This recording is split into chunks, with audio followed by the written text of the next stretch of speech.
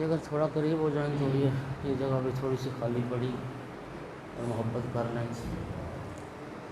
تمام احباب سے التماس ہے شہدائے ملت جعفریہ کی بلند درجات کے لیے صدر اسلام سے آج تک رہ محبت ولایت میں جان دینے والوں کے لیے بالخصوص وہ محبان آل رسول و عزاداران امام حسین جو دنیا سے چلے گئے اور بعد میں ان کا کوئی فاتحہ پڑھنے والا نہیں رہا، انہیں یاد کرتے ہوئے اپنے اپنے مرحومین کو یاد کرتے ہوئے اور بالاخص اس عشرہ محرم کے بانیان ان کے مرحومین کی مغفرت اور بلندی درجات کے لیے ایک مرتبہ سورہ فاتحہ اور 3 بار سورہ توحید کی تلاوت فرمائیں۔ اعوذ باللہ من الشیطان الرجیم، بسم اللہ الرحمن الرحیم، الحمد للہ رب العالمین، الرحمن الرحیم، مالک یوم الدین، ایاک نعبد و ایاک نستعین، اہدنا الصراط المستقیم، صراط الذین انعمت علیہم غیر المغضوب علیہم ولا الضالین۔ بسم اللہ الرحمن الرحیم، قل هو اللہ احد اللہ الصمد لم یلد ولم یولد ولم یکن له کفوا احد۔ بسم اللہ الرحمن الرحیم، قل هو اللہ احد اللہ الصمد لم یلد ولم یولد ولم یکن له کفوا احد۔ بسم اللہ الرحمن الرحیم، قل هو اللہ احد اللہ الصمد لم یلد ولم یولد ولم یکن له کفوا احد۔ اللہم اغفر للمؤمنین والمؤمنات والمسلمین والمسلمات الاحیاء منهم والاموات، اللہم تابع بیننا وبینہم بالخیرات انکا مجیب الدعوات انکا علی کل شیء قدیر وانت بالاجابت حق جدیر۔ اللہم صل علی محمد وآل محمد صلوات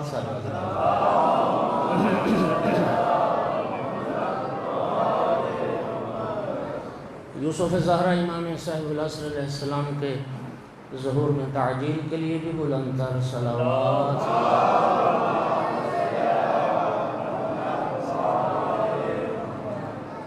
اعوذ باللہ من الشیطان اللعین الرجیم، بسم اللہ الرحمن الرحیم، الحمد للہ رب العالمین والعاقبۃ للمتقین والجنة للمؤمنین والنار للمنافقین، الحمد للہ الذی جعلنا من المتمسکین بولایت علی بن ابی طالب واولادہ المعصومین،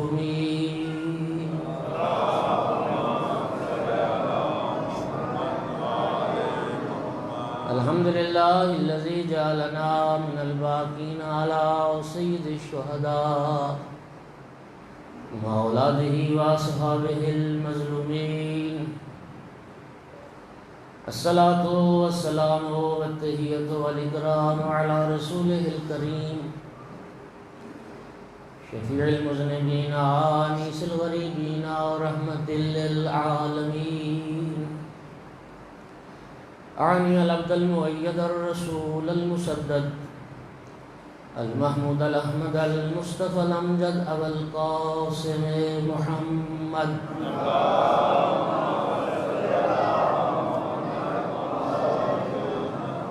ثم الصلاة والسلام والتحیۃ والاکرام علی آلہ الطیبین الطاہرین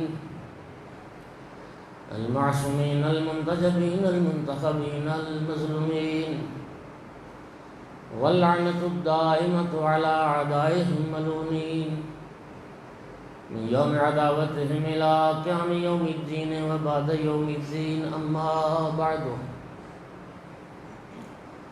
فقال سبحانه وتعالى في كتابه المجيد، أعوذ بالله من الشيطان الرجيم، بسم الله الرحمن الرحيم، هل جزاء الإحسان إلا الإحسان۔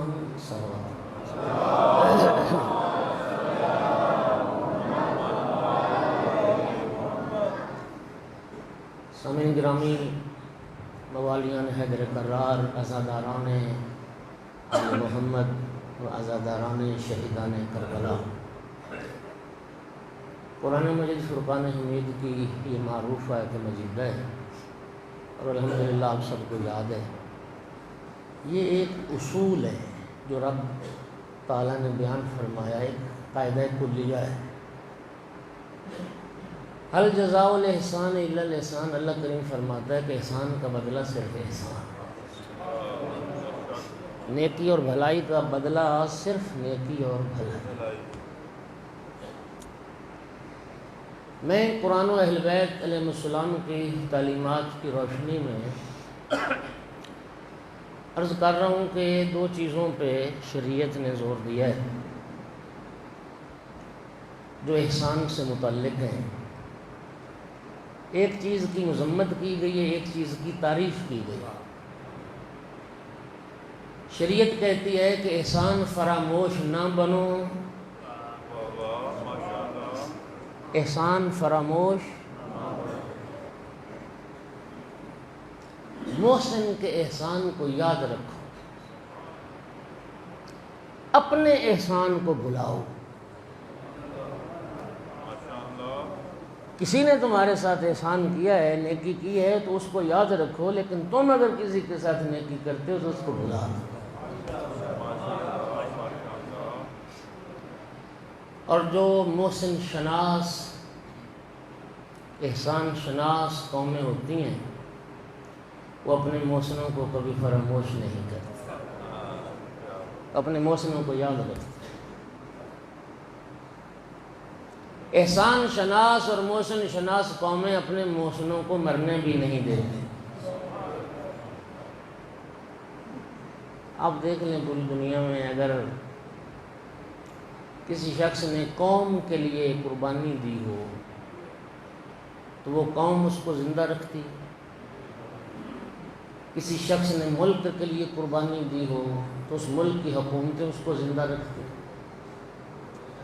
ہم زندہ رکھ نہیں سکتے لیکن اس کی یاد کو کسی نہ کسی طور زندہ رکھتے ہیں، اور اس زندہ رکھنے کے کئی طریقے. کئی لوگ اپنی ان محسن شخصیات کے مجسمے بنا دیتے ہیں،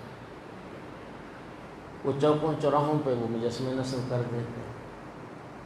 کئی لوگ قد آدم تصویریں بنا دیتے ہیں، وہ تصویریں لگا دیتے ہیں. کئی لوگ کیا کرتے ہیں کہ اپنے کسی ملک کی اہم شاہراہ کا نام اس شخصیت کے نام پہ رکھ دیا، یونیورسٹی اس شخصیت کے نام پہ قائم کر دی، شہر بنا دیے، ادارے بنا دیے. یہ جو قائد اعظم کی تصویر ہے نوٹوں پر، اس کا فلسفہ بھی یہی ہے. اور اگر مذہب میں مجسمہ سازی کی چونکہ اسلام اجازت نہیں دیتا، پھر کیا کیا؟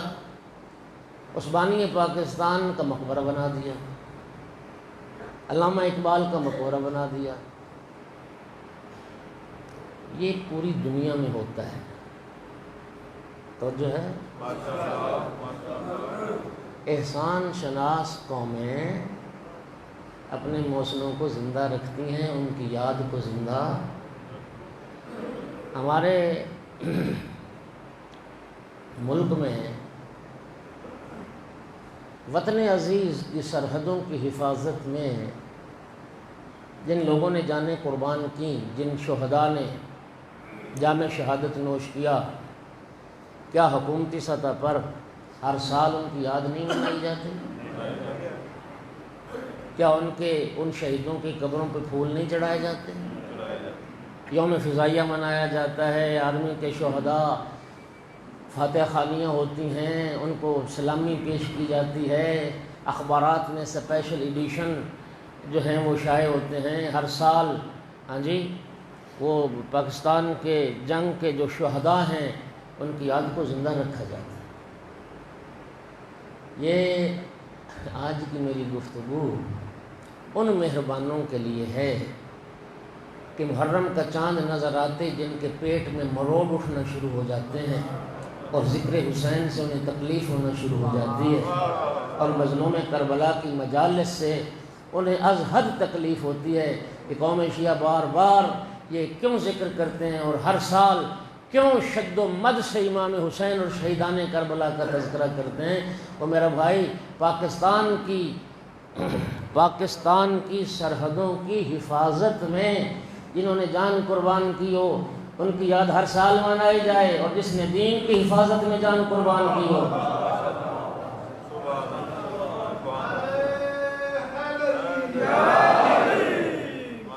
ان کی یاد نہ منائی جائے۔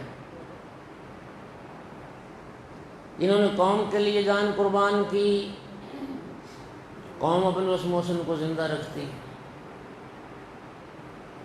جنہوں نے ملک کی خاطر جان قربان کی، اس ملک کی حکومتیں زندہ رکھتی ہیں۔ اور جنہوں نے اللہ کی راہ میں جان قربان کی، تو پھر اللہ کریم انہیں زندہ رکھتا ہے، اور واقعی زندہ رکھتا ہے، واقعی زندہ رکھتا ہے۔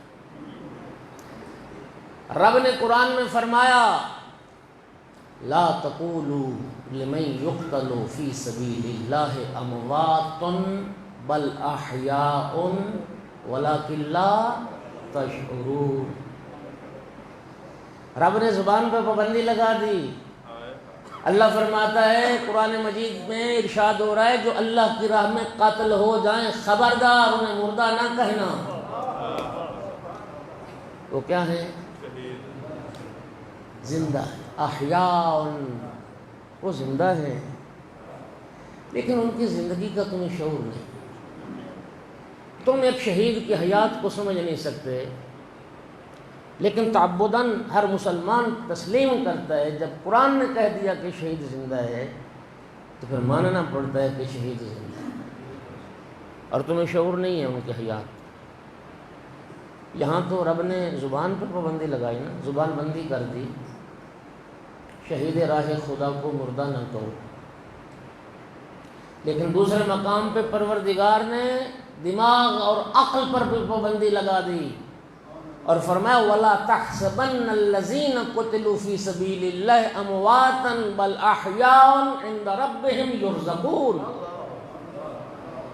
رب نے فکر پہ بھی پابندی لگا دی، خبردار اللہ کی راہ میں قتل ہونے والوں کو مردہ خیال بھی نہ کرنا، سوچنا بھی نہ کہ وہ مردہ ہیں۔ بل احیاء، رب فرماتے وہ زندہ ہیں، اور ایسے زندہ ہیں جیسے تم زندہ رزق کھا رہے ہو، اللہ فرما رہا ہے وہ بھی زندہ ہیں، شہید بھی زندہ ہیں، اور اللہ کی طرف سے انہیں بھی رزق مل رہا ہے، اللہ کی طرف سے انہیں بھی رزق مل رہا ہے، اور رب سے رزق پا رہے ہیں۔ میرے محترم، شہید زندہ ہیں جنہوں نے اللہ کی راہ میں جان قربان کی، پھر خود اللہ رب العزت ان کی زندگی کا ضامن ہے۔ خدا فرما رہا ہے میں نے ان کو زندہ رکھا، ان کی یاد زندہ ہے۔ توجہ چاہ رہا ہوں میں۔ سامعین گرامی، اب سوال یہ پیدا ہوتا ہے کہ یہ جو کہا نا کہ لمن یقتل فی سبیل اللہ، یہ فی سبیل اللہ کیا ہے؟ اللہ کی راہ میں جو قتل ہو جائیں وہ اللہ کی راہ کیا ہے؟ راہ، راستہ، کسی شے کی راہ، کسی شے کا راستہ، یہ تو اس وقت ہوتا ہے جب کسی شے کی منزل متعین ہو۔ کوئی منزل متعین ہو تو پھر منزل کا راستہ ہوتا ہے نا۔ اللہ رب العزت کی ذات تو ہر جگہ حاضر و ناظر، اللہ کی ذات تو مکان و مکانیات سے پاک ہے، وہ ہر جگہ پر ہے۔ نحن اقرب الیہ من حبل الورید، تو پھر کیا معنی ہے کہ جو اللہ کی راہ میں شہید ہوں؟ اللہ کی راہ کیا ہے؟ اللہ کی راہ میں جو سمجھا ہوں وہ یہ ہے، اللہ کی رضا کی خاطر بندگان خدا کی جو خدمت ہے یہی فی سبیل اللہ ہے، اور یہی راہ خدا۔ ایک بھوکے کو آپ نے رب کی خوشنودی کے لیے کھانا کھلا دیا، یہ کھانا کھلانا کیا کہلائے گا؟ فی سبیل اللہ، کیونکہ اس سے ہدف مقصد نہ شہرت نہ ریاکاری، صرف اللہ کی رضا۔ پیاسے کو پانی پلا دیا، فی سبیل اللہ، یہ سبیل الہی۔ اور شیعہ سنی کے ہاں حدیث قدسی موجود ہے، اللہ رب العزت نے حضرت آدم علیہ السلام کو زمین پہ بھیجا اور پھر رب نے فرمایا اے آدم اگر کبھی میں پیاسا ہوا اور تیرے دروازے پہ آ کے پانی کا سوال کروں تو مجھے پانی پلاؤ گے؟ حضرت آدم نے عرض کی پروردگار ساری کائنات کے پیاسوں کو سیراب کرنے والا تو ہے، میرا اللہ تو پیاسا ہو، میں اے مالک تیری بات میں جو راز ہے نا میں اس راز کو سمجھ نہیں پایا۔ پھر ارشاد ہوا آدم اگر میں کبھی بھوکا ہوا اور تیرے دروازے پہ آ کے کھانے کا سوال کروں تو کھانا کھلاؤ گے؟ مالک ساری کائنات کے بھوکوں کو کھلانے والا تو ہے، میرا اللہ میں راز نہیں سمجھ سکتا۔ پھر ارشاد ہوا اگر میں کبھی محتاج لباس ہوا اور تیرے دروازے پہ آ کے لباس کا سوال کروں تو لباس عطا کرو گے؟ مالک ساری کائنات کے محتاج لباس لوگوں کو لباس تو عطا کرتا ہے۔ پروردگار تیری ان باتوں میں جو راز ہے نا اس راز سے پردہ ہٹا، تو راز سے پردہ ہٹا۔ رب نے فرمایا آدم میں وہ ذات ہوں، مجھے نہ بھوک لگتی ہے نہ پیاس لگتی ہے، مجھے لباس کی حاجت نہیں ہے، میری ان باتوں کا مقصد صرف اتنا ہے کہ میرے بندوں میں سے کوئی میرا بھوکا پیاسا محتاج لباس بندہ اگر تیرے دروازے پہ چل کے آ جائے اسے حقیر نہ سمجھنا، سمجھنا میں اللہ چل کے آیا۔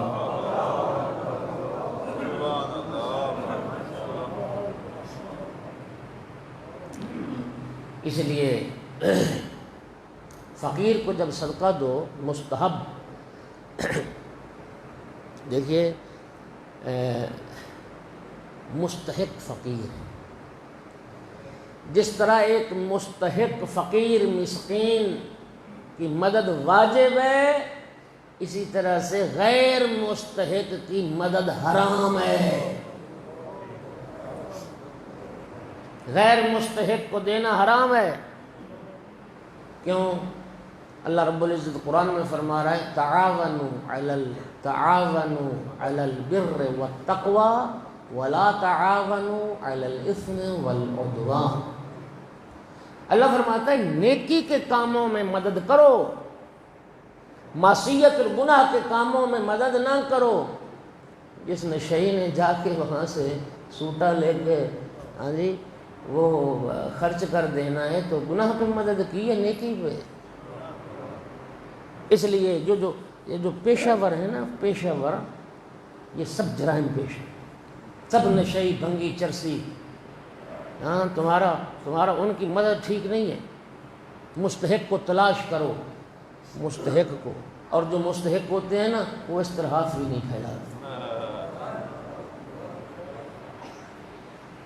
اچھا اب جو مستحق ہے، حقدار ہے تمہاری مدد کا، پیغمبر اور آل پیغمبر کی سیرت پتہ کیا تھی؟ جب کسی مستحق کو صدقہ دیتے تھے تو اس کو چومتے تھے، بوسہ دیتے تھے۔ فرزند رسول یہ کیا فرمایا؟ اللہ کے ہاتھ میں جا۔ اور پھر سیرت کیا تھی صدقہ خیرات دینے کی؟ معصوم کبھی فقیر اور مسکین کے ہاتھ پہ نہیں رکھتے تھے، معصوم اپنے ہاتھ پہ رکھتے تھے، اور اس فقیر مسکین سے کہتے تھے تو میرے ہاتھ سے اٹھا لے۔ فرزند رسول اس کا فلسفہ کیا ہے؟ فرمایا فقیر کا ہاتھ اللہ کا ہاتھ ہے، میں کون ہوتا ہوں کہ میرا ہاتھ اللہ کے ہاتھ پہ بلند ہو، اللہ کا ہاتھ میرے ہاتھ پہ بلند ہو۔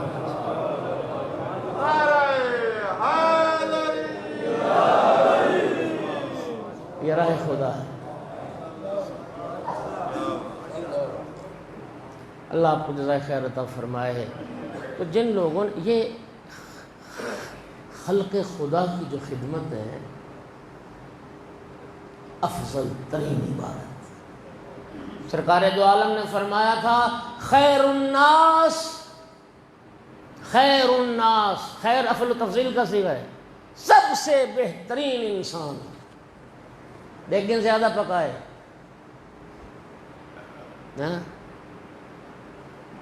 خیر الناس من ينفع الناس، سب سے بہترین انسان وہ ہے جو اللہ کی مخلوق کو فائدہ پہنچائے، لوگوں کو نفع پہنچائے، لوگوں کی بھلائی کرے، لوگوں کے کام آئے، دکھی انسانیت کا مددگار بنے، دکھی انسانیت کی خدمت کرے۔ سرکار دو عالم کی نگاہ میں وہی انسان سب سے افضل انسان۔ تیری نمازیں تیرے لیے ہیں، تیرے روزے تیرے لیے ہیں، تیرا حج، تیری عبادت، تیری نماز شب، تیری اللہ، تیری تسبیحات تیرے لیے ہیں۔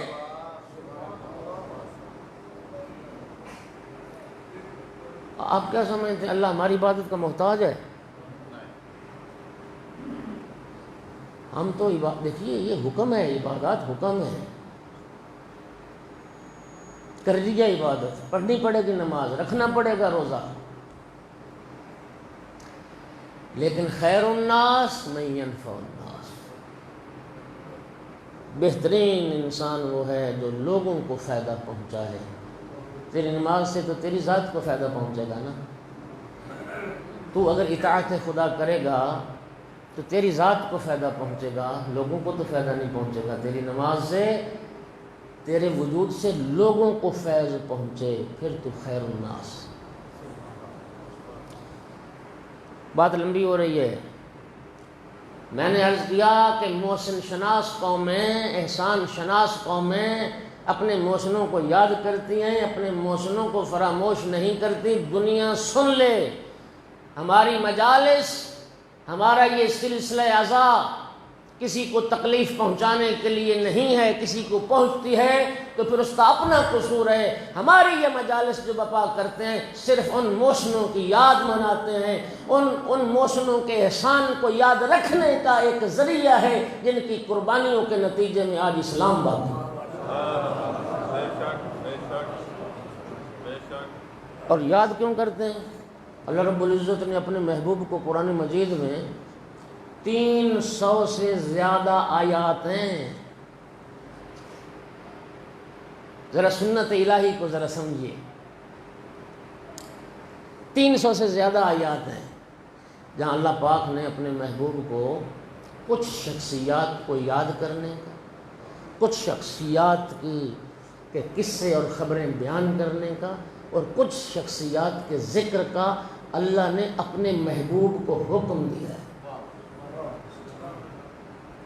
پہلی آیت پڑھنے لگا ہوں، نمونے کے طور پہ 2-4 آیات پڑھتا ہوں۔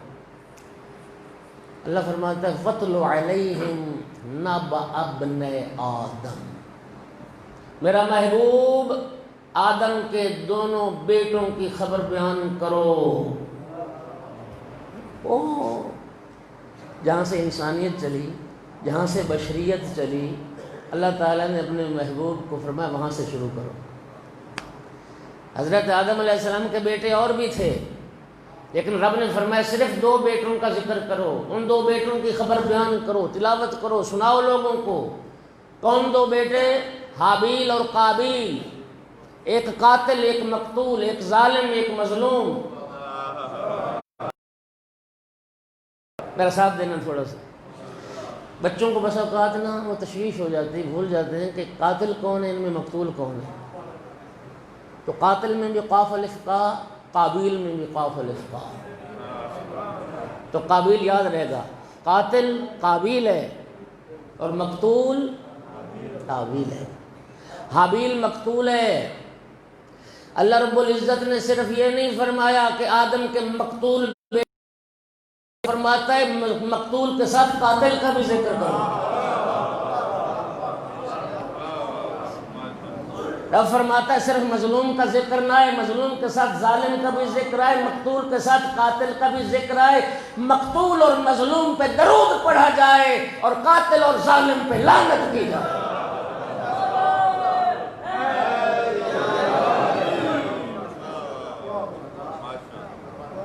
آدم کے 2 بیٹوں کا ذکر کرو۔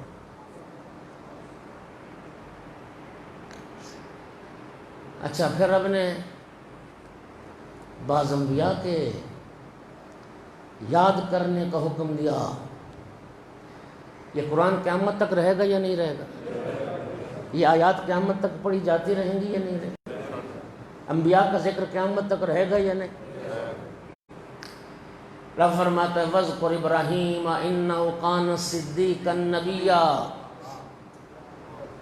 محبوب ابراہیم کا ذکر کرو، بڑے سچے تھے، صدیق بھی تھے۔ گھبرا تو نہیں رہے حضرات؟ موسیٰ کا بھی ذکر کرو۔ وَاذْكُرْ عَبْدَنَا داؤد، میرے بندے داؤد کا بھی ذکر۔ وَاذْكُرْ عَبْدَنَا ایوب اذ نادى رَبَّهُ۔ توجہ چاہ رہا ہوں، یہ شخصیات تھیں جو بنی نوع انسان کی نجات دہندہ تھیں، انسانیت کے رہبر تھے، انسانیت کے رہنما تھے، ان کا ذکر ہے۔ اور پھر اگلی بات سنو، صرف انبیاء کا ذکر نہیں ہے، بعض انبیاء کی آل کا بھی ذکر رب نے کیا ہے۔ ان اللہ اصطفى آدم و نوحا و آل ابراہیم و آل عمران علی العالمین، اللہ نے چن لیا آدم کو، نوح کو، آل ابراہیم کو، آل عمران کو، عالمین۔ خلاف کیا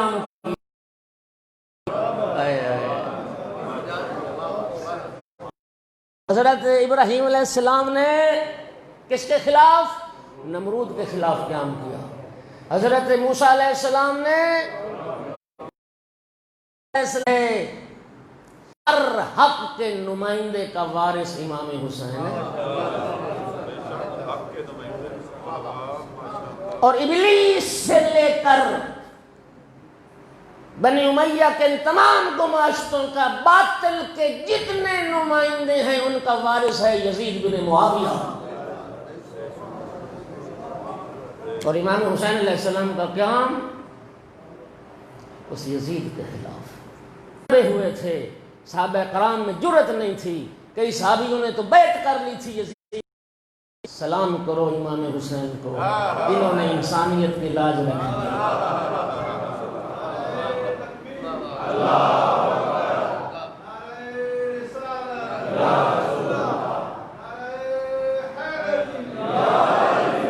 اللہ جانتا ہے، صرف انبیاء کا ذکر ہے۔ سورہ کہف میں کن کا ذکر ہے؟ اصحاب کہف انبیاء تھے، رسول تھے۔ اصحاب کہف نبی نہیں تھے، اصحاب کہف رسول نہیں تھے، کیا تھے؟ اولیاء۔ اچھا، وہ کریم اللہ خود اتنا قدر شناس ہے۔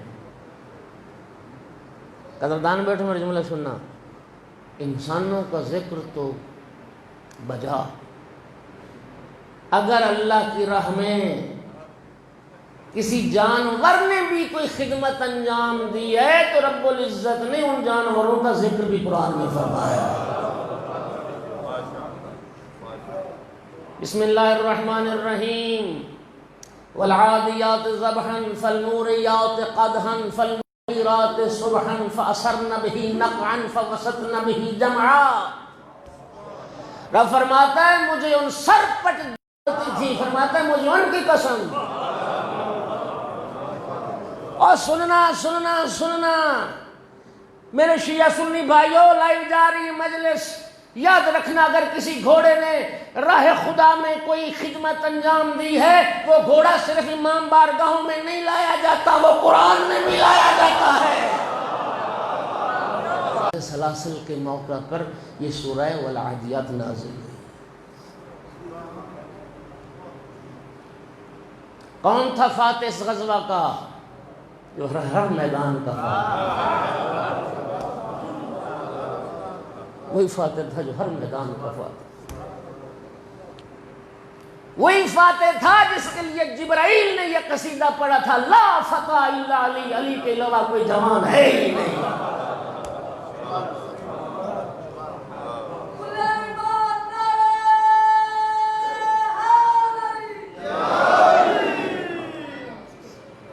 علی جن گھوڑوں پر سوار تھے، مولا امیر المومنین علیہ السلام، رب ان گھوڑوں کی قسم نہیں کھاتا۔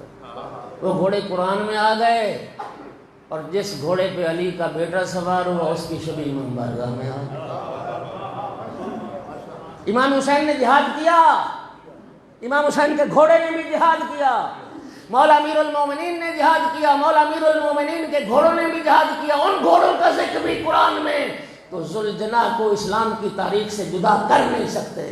کربلا کا ذکر نامکمل رہ جائے گا۔ امام حسین کی سواری کے ذکر کے بغیر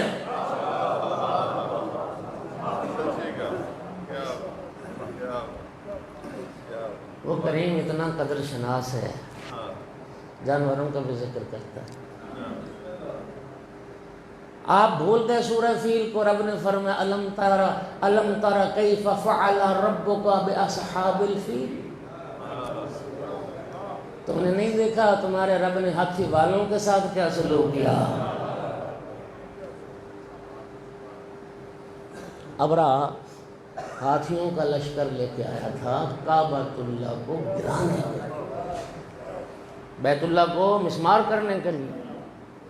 ہاتھیوں کے لشکر کا معنی کیا؟ یعنی اپنے زمانے کی انتہائی بڑی جو طاقت، اپنی قدرت و طاقت کا بھرپور مظاہرہ، ہاتھیوں کا لشکر، ہاتھیوں کا لشکر۔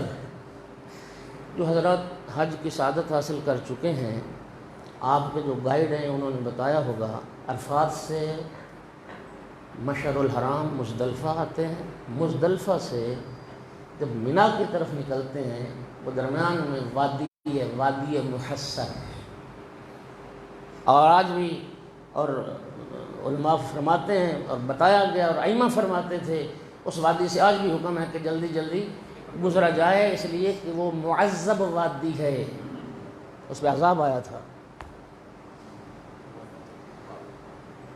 یہ لشکر جب آیا نا ابرہہ ہاتھیوں، دیکھیے انسان گناہگار ہے، بے شمار گناہ کرتے ہیں ہم، لیکن خدا کی قسم کھا کے کہہ رہا ہوں تکبر ایسا گناہ ہے جو رب کو برداشت ہی نہیں۔ متکبر انسان ڈائریکٹ رب سے مقابلہ کر رہا ہوتا ہے، جنگ کر رہا ہوتا ہے۔ حدیث قدسی میں ارشاد پروردگار ہے الکبریاء ردائی، یہ تکبر، یہ بڑائی میری چادر ہے، جو میرا لباس پہننے کی کوشش کرے گا میں ذلت و رسوائی کا لباس اسے پہنا دوں گا دنیا۔ اور متکبر کے لیے تو مہلت بھی نہیں ہے۔ تو یہ بڑے تکبر اور غرور سے آیا۔ حضرت عبد المطلب کو اونٹ چل رہے تھے، ابرہہ کے ساتھیوں نے سارے اونٹ پکڑ لیے۔ حضرت عبد المطلب بڑے وقار اور اطمینان سے چلے اور جا کے ابرہہ سے کہا تیرے ساتھیوں نے، سپاہیوں نے میرے اونٹ پکڑے ہیں، کو واپس کرے۔ ابرہہ کہتا ہے میں آپ کے متعلق سن چکا ہوں، آپ سردار ہیں مکہ کے، آپ کعبہ کے متولی محافظ ہیں، میں تو سوچ رہا تھا شاید آپ کعبہ کے بارے سفارش کرنے آئے ہیں کہ کعبہ کو نہیں گرائیں۔ میں تو آپ کا مطالبہ سن کے بڑے تعجب میں آ گیا۔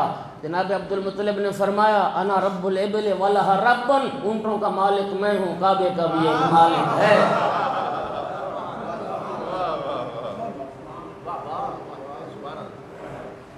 اور پھر اس متکبر کو رب نے ذلیل کیسے کیا؟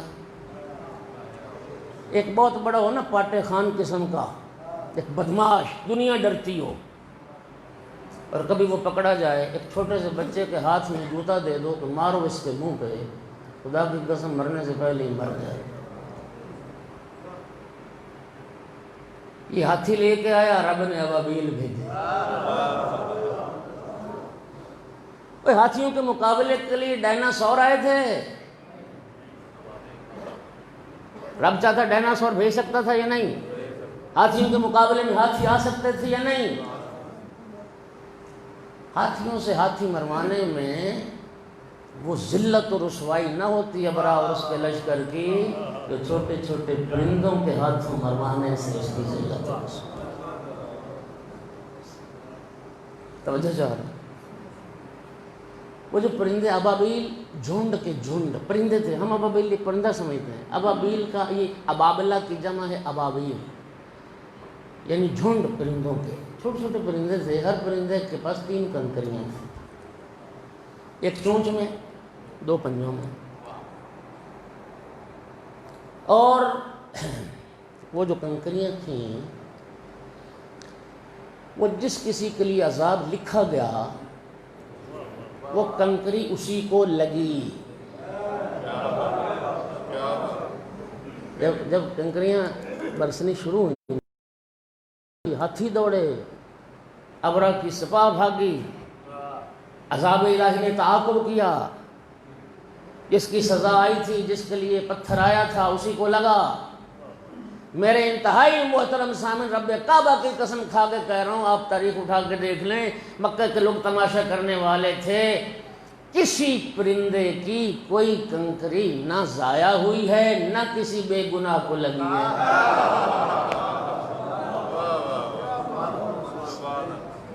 ہاں، نہ ضائع گئی نہ کسی بے گناہ کو لگی، کسی پرندے نے خطا نہ کی، کسی پرندے نے خطا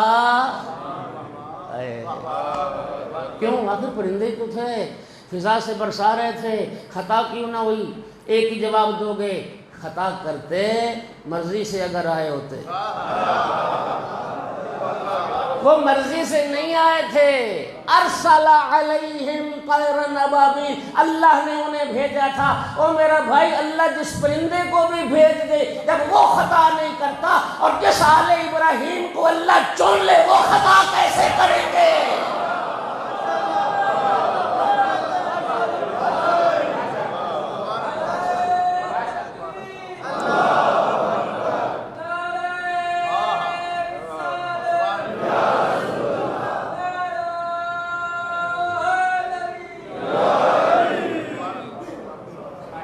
پرندے خطا نہ کریں، اور جنہیں اللہ چن لے، جنہیں اللہ مصطفیٰ بنا دے، جنہیں اللہ مرتضیٰ بنا دے، جنہیں اللہ مجتبیٰ بنا دے، جن کی طہارت کی گواہی رب دے، جن کی طہارت و عصمت کا قصیدہ قرآن پڑھے، ناس بھی کہے کہ انہوں نے خطا کی۔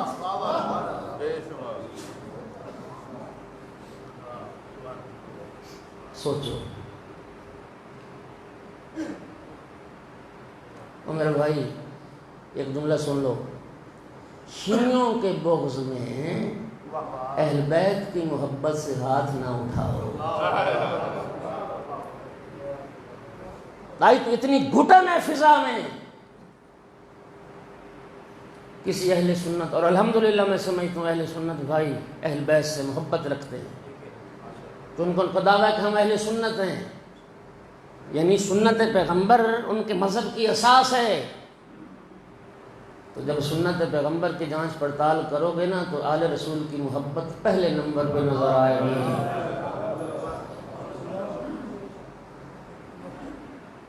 پیغمبر کی سنت، اہل بیت سے محبت، پیغمبر کی سنت، لیکن گھٹن اتنی ہے، سوشل میڈیا پہ اب تو ہر شے واضح ہے۔ ہاں، حاکم شام کے فضائل پڑھو تو تم مومن اور مسلمان، اور علی بن ابی طالب کے فضائل پڑھے جائیں تو انہیں رافضی کہہ دیا جائے، رافضیت کا فتویٰ لگ جائے، یہ اندر سے شیعہ ہو گیا، یہ رافضی ہو گئے۔ کتنے اہل سنت علماء نے اس مسئلے پہ جناب صدیقہ کبریٰ صلوات اللہ علیہا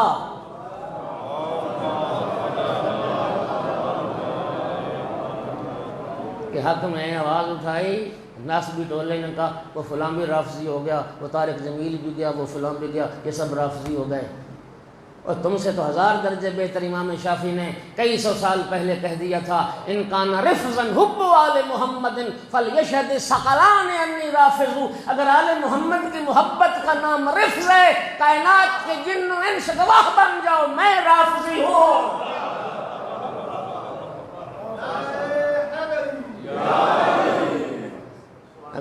اگر آل رسول کی محبت سے بندہ رافضی بنتا ہے تو پھر ہمیں ناز ہے، پھر ہمیں فخر ہے، خدا کے لیے، خدا کے لیے اللہ نے عقل دیا، شعور دیا۔ آل رسول سے بغض کرو گے دنیا بھی برباد ہو جائے گی اور آخرت بھی برباد ہو جائے گی۔ آپ سب کو یاد ہے، میں جانتا ہوں میرے برادران تشریف فرما ہیں، کبھی بحث ہوتی ہے نا تو پتہ ہمارے بھائی کیا کہتے ہیں، ہم تو آپ سے بھی زیادہ اہل بیت کو مانتے ہیں۔ یہ عقیدت محبت جو ہے نا، یہ تو دل کا معاملہ ہے، یہ تو اللہ کی ذات ہی جانتی ہے، کون کس سے کتنی عقیدت رکھتا ہے کتنا عشق، کتنا پیار، کتنی محبت، یہ اللہ کی ذات جانتی ہے۔ لیکن محبت کا اظہار عمل سے، گفتگو سے ہوتا ہے یا نہیں؟ جو عاشق ہوتا ہے نا، معشوق کا، وہ پسند کرتا ہے کہ بار بار نام لیتا رہے، بار بار ذکر ہوتا رہے، بار بار نام سننے میں آتا رہے۔ ایسا ہے یا نہیں؟ عاشقی وہی، یہ تقاضا ہے عشق کا۔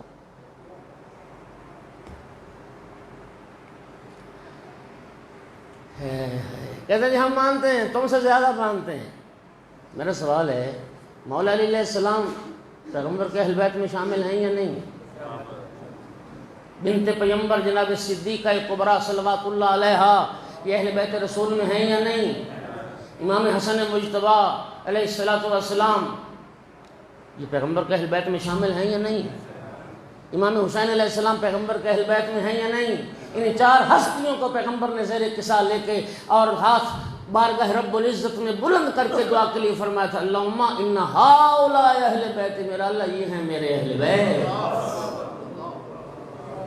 اور میرے بھائی اگر تو اہل بیت کو ہم سے بھی زیادہ مانتا ہے، مولا علی علیہ السلام کو مانتا ہے، کیا ماننا تو نے مولا علی علیہ السلام کو؟ مولا علی سے جنگ کرنے والوں سے بھی تیرا پیار ہے، تو کہتا ہے علی کو مانتا ہوں۔ صدیقہ کبریٰ کے مخالف آنے والوں سے بھی محبت ہے، کہتا ہے میں مانتا ہوں۔ امام حسن مجتبیٰ کے دشمن سے بھی تیری محبت، کہتا ہے میں مانتا ہوں۔ امام حسین کے دشمن یزید پہ بھی تو کھل کے لعنت نہیں کرتا، کیا مانتا ہے؟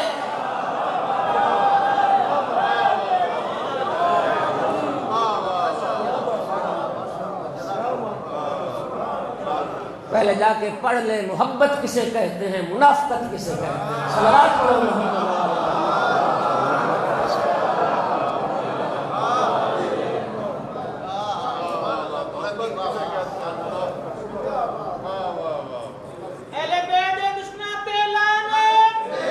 اور بات سنو بات، دیکھیں یار، ایک مسلمان اور مومن تو دور کی بات ہے نا، میں کہتا ہوں ایک انسان ہونے کی حیثیت سے اس میں اتنی جرت ہونی چاہیے، اور مسلمان ہونے کے ناطے سے تو اس میں بہت زیادہ یہ جرت ہونی چاہیے، ظالم کو ظالم کہہ سکے، مظلوم کو مظلوم کہہ سکے۔ اے قرآن اٹھاؤ، قرآن، کیا کیا جائے؟ قرآن میں یہ آیت نہ مجھے گولی مار دو۔ اللہ رب العزت فرماتا ہے وَلَا تَرْكَنُوا إِلَى الَّذِينَ ظَلَمُوا فَتَمَسَّكُمُ النَّارُ۔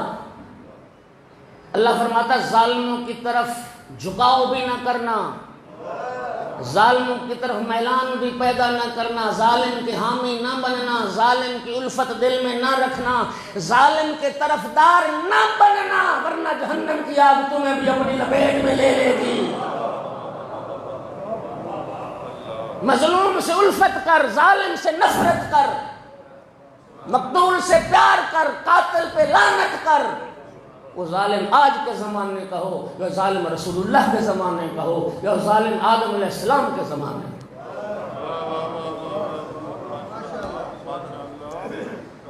تو میرا بھائی یہ تو محسنوں کی یاد ہے، اس یاد کو بٹانے والے مٹ گئے۔ یہ رب نے فرمایا ہے وہ زندہ ہیں، تو کیا سمجھتا ہے کہ تیری وجہ سے عزاداری زندہ ہے؟ خدا کی قسم نہیں، عزاداری نے ہمیں زندہ رکھا ہے۔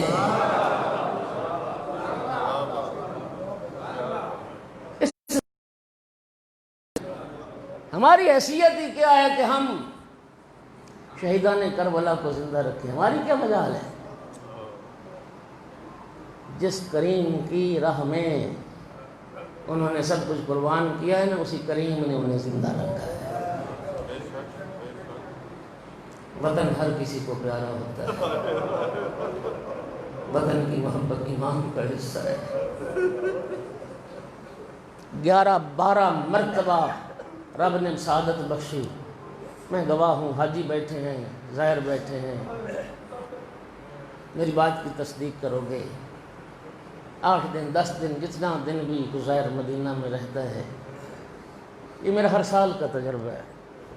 جس آخری دن بسیں آ جاتی ہیں نا، مدینے سے مکہ کی طرف روانگی ہوتی.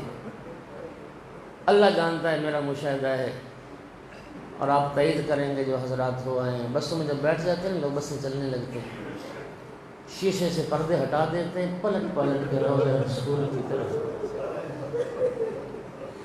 اور ہر ظاہر کی آنکھوں میں آنسو ہوتے ہیں، ہر کسی نے ہاتھ اٹھائے ہوئے ہوتے ہیں، اور مڑ مڑ کے دیکھتا جاتا ہے پروردگار پتہ نہیں پھر کب دوبارہ مدینہ آنا نصیب ہو، پھر کون آئے، پھر کب کسی کو یہ زیارت نصیب ہو.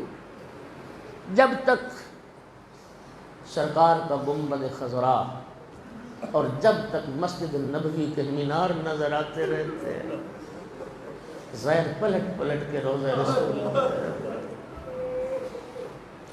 آپ کیا سمجھتے ہیں رسول زادیوں نے اور امام حسین نے آرام سے مدینہ چھوڑ دیا تھا؟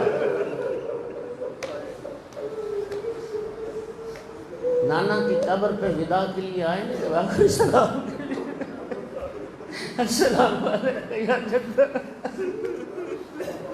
نانا آپ کی امت تک مجھے مدینے میں رہنے نہیں دیتے. سلام کرتے، نانا کو قبر کو بوسہ دیتے، سینے سے لگاتے، ودا کر کے پھر جب نکلتے نا وہ گنبد کے دروازے پہ پہنچتے پھر پلٹ آتے، پھر آ کے نانا کو سلام کرتے، پھر قبر سے چمٹتے، پھر دروازے تک پہنچتے، پھر پلٹ آتے، اور نانا کی قبر پہ ہاتھ رکھ کے ایک جملہ فرمایا، اللہم ان ھذا قبر نبیک، میرا اللہ، اے میرا اللہ یہ تیرے نبی کی قبر ہے، وَأَنَا ابن بنت نبیک، میں تیرے نبی کی بیٹی کا بیٹا حسین، اللہم اختر لی ما هو لک رضا ولرسولک رضا، میرا اللہ میرے لیے اس عمل کو اختیار کر جس میں تیری بھی رضا ہو، تیرے رسول کی بھی رضا ہو. مدینے سے چلتے وقت امام حسین علیہ السلام نے اعلان کر دیا، میرا قیام وہ ہے جس پہ اللہ بھی راضی ہے، جس پہ اللہ کا رسول بھی راضی ہے. نانا کا سلام کرنے کے بعد بھائی حسن مجتبیٰ کی قبر کا رخ کیا ہے. جنت البقیع پہنچے، بھیا میرا سلام، آخری سلام، بھیا میں آپ کی قبر چھوڑ کے جا رہا ہوں.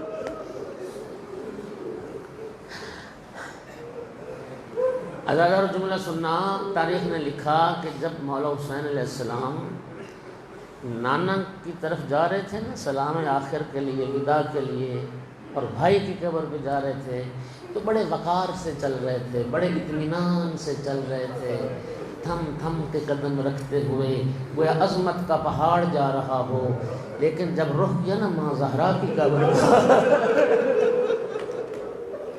اس طرح دوڑ کے ماں کی قبر پہ آئے جیسے بچہ دوڑ کے ماں کے دامن سے لپٹ جاتا ہے، اور خود کو گرا دیا ماں کی قبر پہ. السلام علیکم یا اماں، اماں تیرا حسین مدینہ چھوڑ کے جا رہا.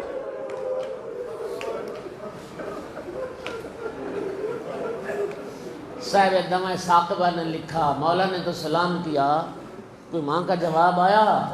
3 جواب آئے قبر زہرا سے.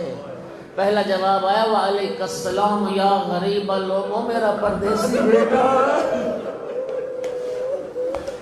میرا بھی سلام. دوسرا جواب آیا، وعلیک السلام یا عطشان الامم، میرا پیاسا بیٹا، میرا بھی سلام. اور جو تیسرا جواب ہے سن پاؤ کے جگر پھٹتا ہے، وعلیک السلام یا سہقان الامم، وہ گھوڑوں کے سروں تلے روندا جانے والا حسین، وہ میرا پامال ہو جانے والا بیٹا حسین. اجرکم علی اللہ. تیاری شروع ہوئی. عبداللہ ابن سنان کوفی یہ کہتا ہے کہ جس دن امام حسین علیہ السلام نے مدینہ چھوڑا، میں اسی دن کوفے سے مدینے پہنچا. میں نے دیکھا کہ مدینے کے لوگ پریشان تھے، چہروں پہ اداسی تھی. میں نے کہا مدینے والوں خیریت ہے؟ اداس نظر آتے ہو، پریشان نظر آتے ہو. کہ عبداللہ تجھے پتہ نہیں ہے رونق مدینہ حسین، چراغ قبر پیغمبر حسین آج مدینہ چھوڑ کے جا رہے. مدینہ ہلویت سے آج خالی ہو رہا ہے۔ میں مدینہ کے لوگوں کے ساتھ محلہ بنی ہاشم میں پہنچا تاکہ امام حسین علیہ السلام کی تیاری کا منظر دیکھوں۔ کہتا ہم نے دیکھا مولا حسین علیہ السلام کرسی پر تشریف فرما تھے، انتظامات کا جائزہ لے رہے تھے، اور سارے جوانان بنی ہاشم تیاریوں میں مصروف تھے۔ کچھ ناکے لا کے بٹھائے گئے جن پہ خیمے لادے گئے، کچھ ناکے لائے گئے جن پہ خورد و نوش کا سامان لادا گیا، کچھ ناکوں پہ برتن لادے گئے، کچھ ناکے لائے گئے جن پہ پانی کے مشکیزیں لادے گئے۔ یہ سارا سامان سفر تھا۔ یہ جب بند چکا تو اب عباس علمدار کی آواز گونجی، لوگوں اب دور چلے جاؤ، اب رسول ذاتیوں کے سوار ہونے کا وقت آ گیا، اب علی کی بہو بیٹیوں کے سوار ہونے کا۔ عبداللہ کہتا ہم دور چلے گئے، دور سے رسول زادیوں کے سواری کو بھی دیکھتے رہے۔ ایک ایک ناکہ محمل بیت الشرف کے دروازے پہ لا کے بٹھایا جاتا تھا۔ بنی ہاشم کے جوان اپنی مخدرات عصمت بیویوں کو سوار کرتے تھے۔ جناب قاسم نے اپنی ماں کو سوار کیا ہوگا، جناب علی اکبر نے اپنی ماں کو سوار کیا، باری باری بیویاں بچے سوار ہوتے رہے۔ عبداللہ کہتا ہے سب سے آخر میں ایک ناکہ بیت الشرف کے دروازے پہ لایا گیا۔ ایک ایسی باعزت و عظمت بی بی بیت الشرف سے نکلی، امام حسین کرسی چھوڑ کے تعظیم کے لیے کھڑے ہو گئے۔ علی اکبر سہارا دے رہے تھے، اون محمد نالین سنبھال رہے تھے، قاسم درست کر رہے تھے۔ وہ بی بی جب محمل کے قریب آئی، عباس علمدار نے زانو خم کیا۔